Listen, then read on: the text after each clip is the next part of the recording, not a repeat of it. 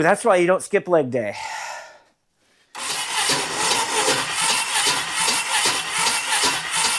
Welcome to Dirt, Sweat, and Gears and a causeway of catastrophe. We are here with a Pavarotti. This is my 1976 Camaro Rally Sport that was originally owned by my grandmother, and it left the family in 1994, where it was abandoned under a tree with the window down for 30 years. And since getting this car back, we've gotten it into the garage and started to do some discovery on the motor. And after cleaning everything up, well, we got a lot more cleaning up to do, but within reason. We took the valve covers off and discovered a complete mess of built up carbon. And then we hooked up a new starter and rotated the engine so we could get some compression numbers.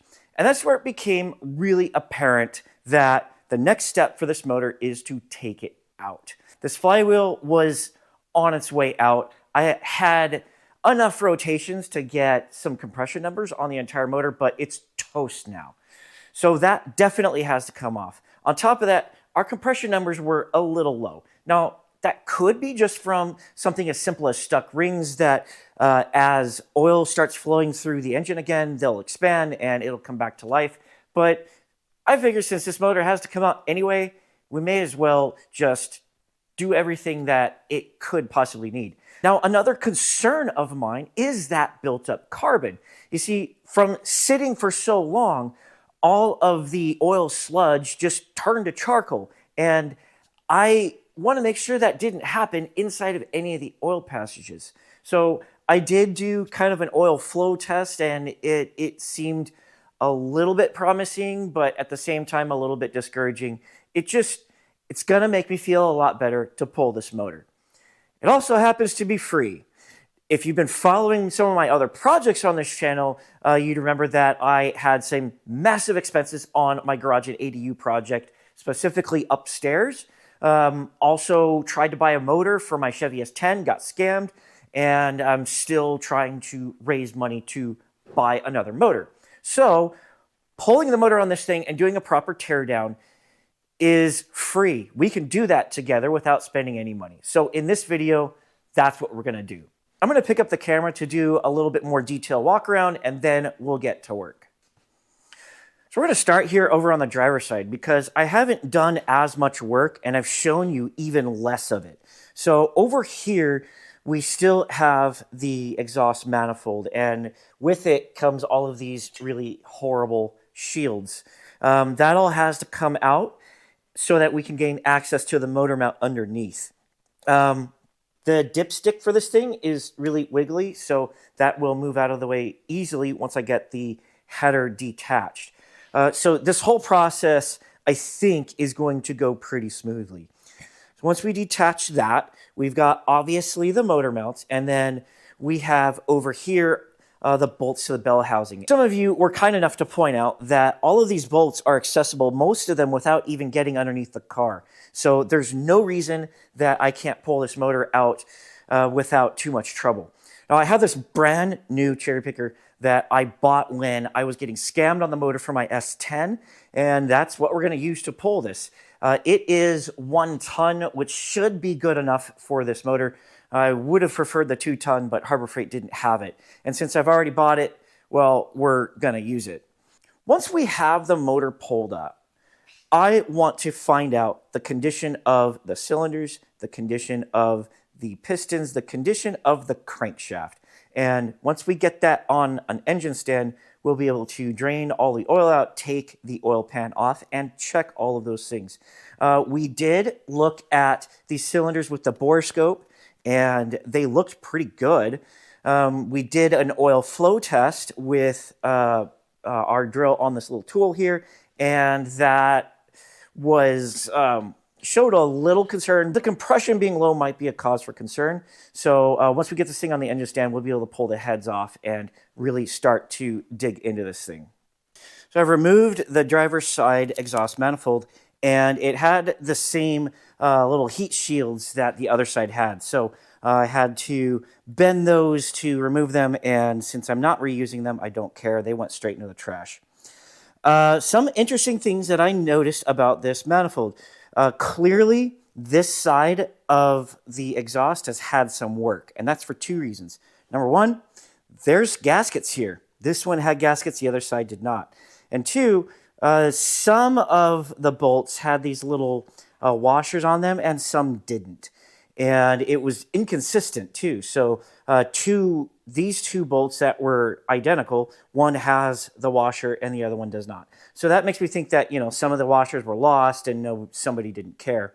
But this side does have the gaskets, and I suspect it has something to do with when this car had side pipes. So as I've mentioned, this car from the dealer had side pipes installed. So my grandparents always knew this car with side pipes, and my brother and I, when we were very, very young, we would always burn our legs on it. And I think my mom has a scar from burning her leg on the side pipes of this car. We also have the mounting bolts for it right here. So at some point, this car was reverted to a factory exhaust, and I assume that is for emissions purposes. There's another thing that I don't know about on this car, and I know I could look this up, but I think it's more fun this way. I don't need to know this information right this second, so I'm going to ask you guys and leave a comment. What does this do? This has to be some kind of sensor. There's another sensor back here at the back of the head, and there's another one here. I think this is the oil pressure, but I don't know what these other two are. So leave a comment, let me know what they are, what they do, and if I need them. Like I said, I don't need to know this right now because we're far, far away from having this car running. So now that this is out of the way, we've exposed our motor mount bolt, and we'll be able to hook the cherry picker up to this thing and pull it out from here. The next step is to take this carburetor off, and I'm going to go ahead and take the carburetor off and set up the mounting plate and the cherry picker, and we'll check in when it is time to remove these bolts back here. Well, we are ready to pull the engine. I have removed all of the bolts from the bell housing as well as the bolts from the motor mounts. We still have one bolt that's holding up these fuel lines, but it's a little tough to get access to. I'm going to undo that bolt while the motor is up in the air. That's the only thing that I see left here. As you can see, I've got my cherry picker with a load leveler. I decided to get a load leveler because, well, this ain't no Honda 4-cylinder. That H22 over there, I could pick that up with my bare hands. This, however, I am not picking up with my bare hands. It weighs like 500 pounds. So load leveler is making my life so much less sketchy. I've secured the chains with bolts into the block in all four sides. I've also have a ratchet strap. These are rated for what are they rated for? They're rated for at least 3,000 pounds. Do not exceed 1,000-pound capacity, which is double what this motor weighs. So we're fine here. If the chain completely fails, the straps should help bear the load. So we should be good enough, but I guess there's only one way to find out. You may notice that I have the plate here for picking it up by the intake manifold, but that really sketched me out because this is an aluminum manifold, and these bolts might just rip right out the manifold. And that manifold is brand new. I don't want to waste that money. So let's, I'm procrastinating because this is a little bit scary.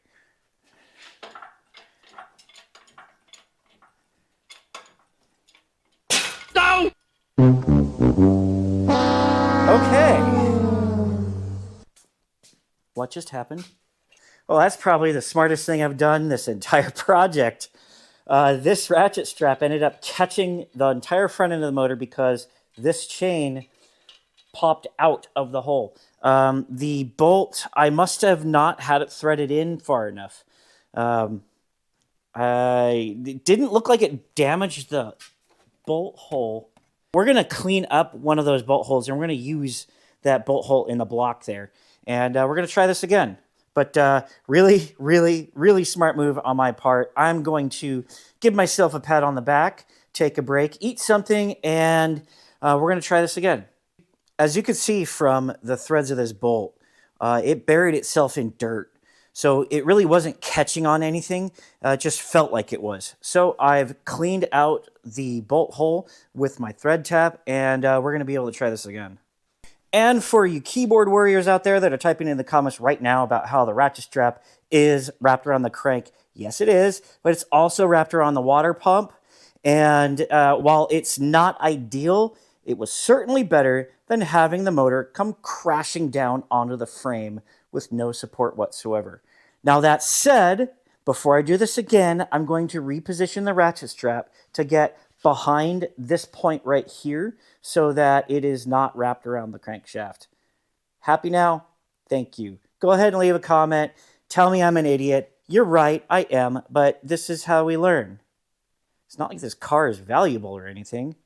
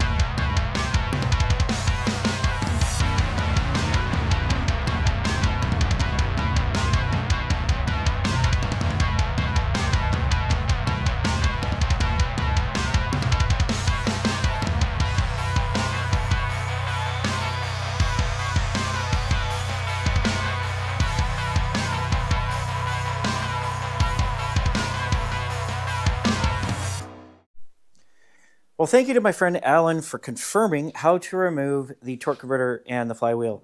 I did not know that I was doing the right thing because things were stuck. In particular, the flywheel was very stuck.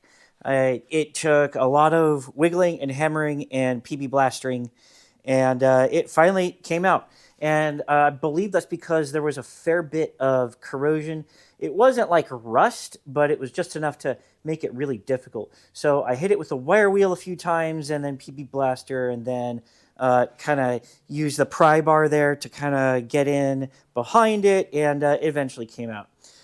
Let's take a look at this thing, and it is, my God, it is really bad. So I guess it's not that bad compared to other motors. I think this motor can very much be saved. However, what I'm looking at is things like the freeze plugs. The amount of corrosion that's on those freeze plugs, from my experience with my Jeep, is bad news. This motor would not have gone very far without blowing those freeze plugs. So I'm really glad I pulled this, because we're going to get to do everything that this car needs done to be an amazing car. Let's take a look at the flywheel, because I want to show you just what I saw before I started running the starter.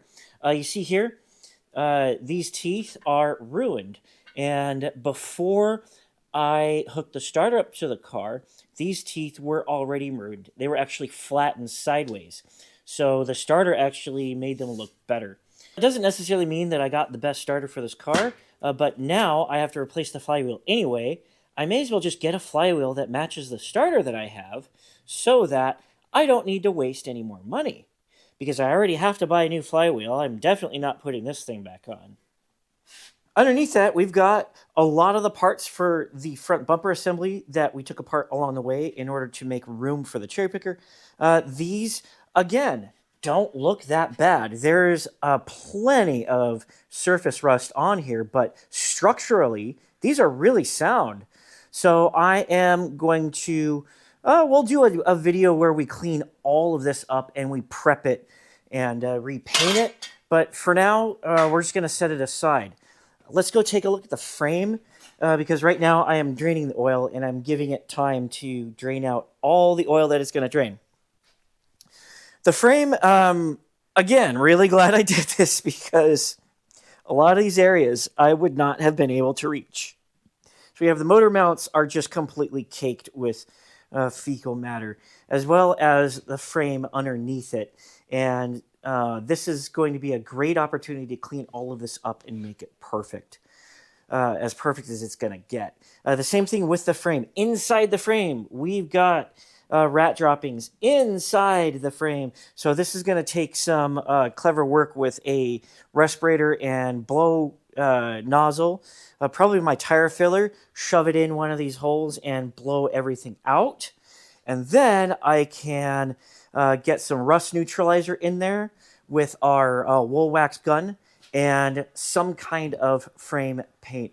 I don't think I want to use the wool wax stuff that I used on my trailer because that was more of an oil, and it was just an oil. It was something that you had to reapply every couple of years. It's more of an East Coast thing. Here, I want to do a rust neutralizer converter to a paintable surface and then spray the inside of this car with paint. Of course, we're going to do the same thing with the outside of the frame. We're going to clean it up, rust neutralizer, and paint it. I don't know how much more I want to tear down, but it doesn't look like I have very far to go. I could tear down the suspension, but loaded springs scare the hell out of me. So I might find out. I don't know. I'm going to do a little more research. I'm going to try to find out what all is required. So here's an interesting bit of information here. We have our torque converter, and we're just going to go ahead and take a look at some of this fluid. It's pink. That is an indication that water got into the transmission and the torque converter. That's bad news. But we are not going to be thinking about that yet. I'm quite a ways away from talking about transmission and torque converter. So we're just going to stick a pin in that for now and circle back. So now we're going to do something that you definitely can't do with a Chevy 350 engine.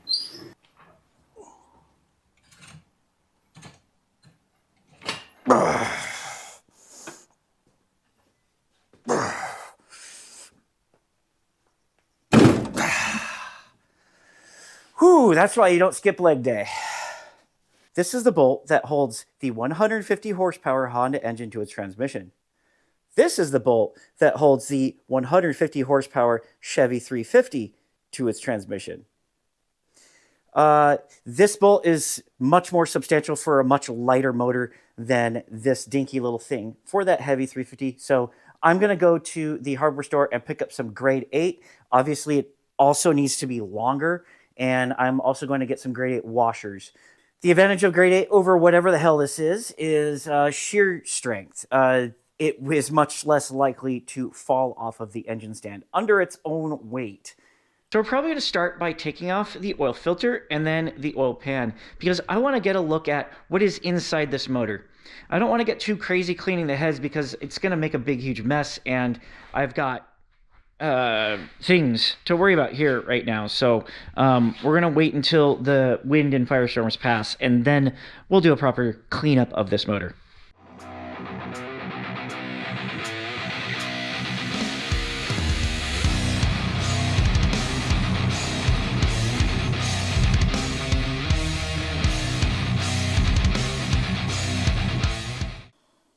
So I'm far from an expert on Chevy 350s or engine rebuilding in general, but from my limited experience, this does not look bad at all. This is actually surprisingly good. We, of course, have a lot of buildup in places where there really shouldn't be, like right here. But overall, it's pretty good. The rods, I didn't feel any play when I stuck my hands in there. I'm not seeing any abnormal wear on the cam. Not seeing anything super crazy. There's a nut here. How the hell did that get here? That's a good question. So this might have been in the oil pan, because I didn't put it there. It's covered in oil. I'm glad I did this. Let's go take a look at the oil pan. The oil pan is thoroughly gross. There is, again, lots of buildup in the bottom of the pan. I'm seeing something here that concerns me a little bit. Oh, that's not metal. Okay, well, that's just goop. Alrighty. So I don't see anything really too concerning other than some sludge, and that can easily be cleaned. It's really kind of the same story inside the motor. I may not even need to tear this block down if I didn't want to. But we got a lot of time before we need to worry about that. Why don't I put the oil pan back on? We'll rotate it around and we'll start taking the heads off. This, my friends, is why you do oil changes. Oh, this is really bad. There's a lot of blockage in all of the things that could be blocked. There's a lot of garbage in the cylinders. That is actually just from taking the head off. That fell into the cylinder as I was taking it off. It's really not no excuse. This is bad. This is really bad, you guys. Take a look at this cylinder right here. It is definitely a different color from the other valves. I suspect either could be bad valve seats or it could be bad rings.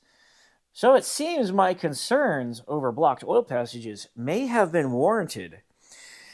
And while it is certainly a good thing that I tore this motor down to find all this out, I may have a boat anchor.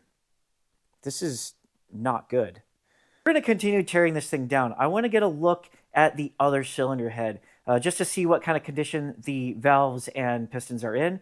I also want to get a look at the bearings. I had the motor turned around earlier, but it had all of the stuff on it and it was very heavy and it was kind of concerning amount of weight. So once we get this thing lightened up a little bit, we're going to rotate it around and take another look-see because at this point, it's all academic now. I took the other head off and it is basically more of the same. The valves don't look quite as bad, but the oil and cooling passages are really bad. Really bad. Let's take a look at the head gasket.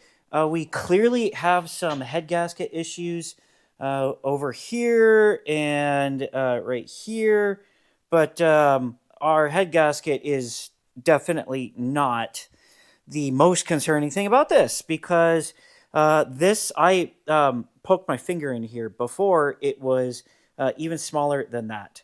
But I poked my finger in there and all of that carbon just fell into God knows where.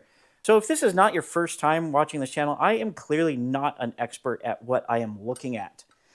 But I have worked on many, many engines of the Honda variety, and I have never seen anything quite this bad. This tells me that the oil was, an oil change was not in this man's vocabulary. But more than that, I am concerned about the bottom end. I don't really believe that the rings are in very good condition if the oil was in such a condition to cause this much blockage, and if the cooling system was so bad to cause this much buildup and corrosion. I don't have a whole hell of a lot of faith that this motor is going to be very useful.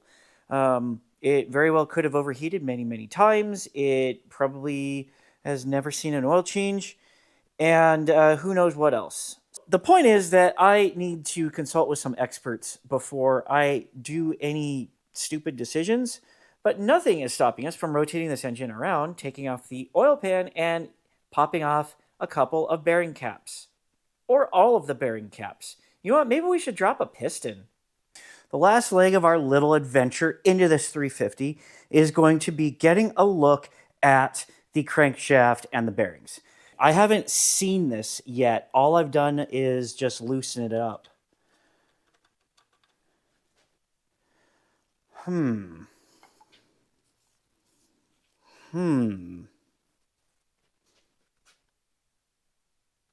Let me pick up the camera and I'll show you what I've got. So this is actually very encouraging news. Look at this crank journal. It looks really, really clean. The bearing definitely has signs of wear. Nothing egregious, but for a 50-year-old car, this is definitely wear. So even though this is very, very encouraging, there's still a lot to think about with this motor, namely with the oil and cooling passages, because they are very, very, very crusty. The machine shop is going to know best what they're looking at and how to advise me going forward. But it looks like the majority of this motor can be saved. And since this piston is already disconnected, why don't we go ahead and drop it out just so we can get a look at the rings? I mean, why not? Well, at least it was a soft landing. The piston dropped out, but it landed first on the oil tank and then on my foot. So it came to a soft landing. I'm not concerned about having done any damage. So let's get a look at this thing, because this is... I might be able to learn some things from this. There we go. Now I can move it. So it was pretty stuck, but I don't know what to make of this kind of play. You can see going one direction, it's heading into the side of the piston, and going the other direction, the rod is not. So I don't know if that's a bad thing or if that's just something that happens. These rings, you know, being not an expert, I can't tell, especially judging by how filthy everything is. But let's get a look at the bearings on the inside. A lot of junk fell out, so we got to kind of spray this down and reassess. So this is what the rod looks like. There's still some cross-hatching in here, but I think it's not bad. Here is the other half of the bearing. Honestly, I expected worse. I expected much worse. There is definitely signs of wear, probably caused by not having the oil changed, but it doesn't scream, "I'm about to explode." I mean, I might have gotten really lucky here. We're going to go ahead and wrap it up for this video. I'm really glad I tore down this motor because it was very educational. This motor can be saved. It's a little rough around the edges, but some quality time with the machine shop will fix that right up. Unfortunately, I just can't afford the expense right now. So we're going to shift focus a little bit. In the next video, we're going to start to prepare the frame, the firewall. We're going to put in new motor mounts and new subframe bushings. Subframe or K-member, whatever it's called, there's bushings between this frame and the body of the car that need to be replaced. And we're going to get everything prepped and ready for our freshly rebuilt motor when we can get to it.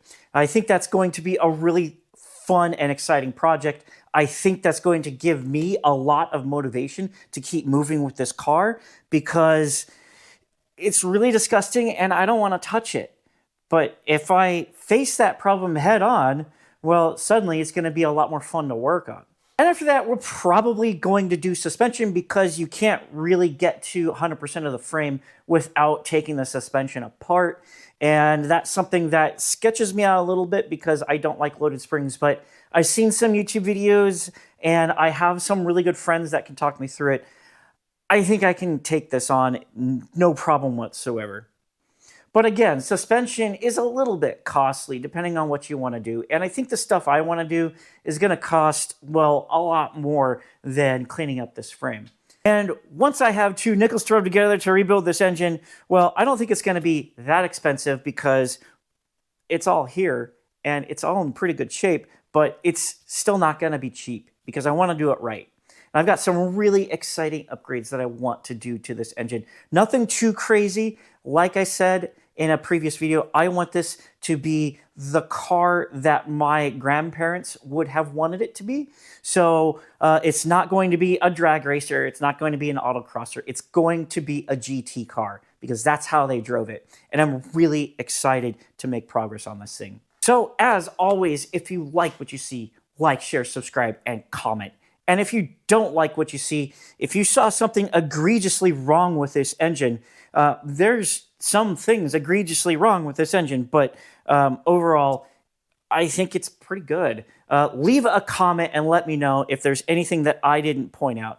I'm learning as I go, as I've mentioned. So if you want to call me out on something that I did wrong, great. If you want to be a dick about calling me out for something that I did wrong, I'm probably not going to learn anything from you. Sorry. So that's it, and I will see you in the next video.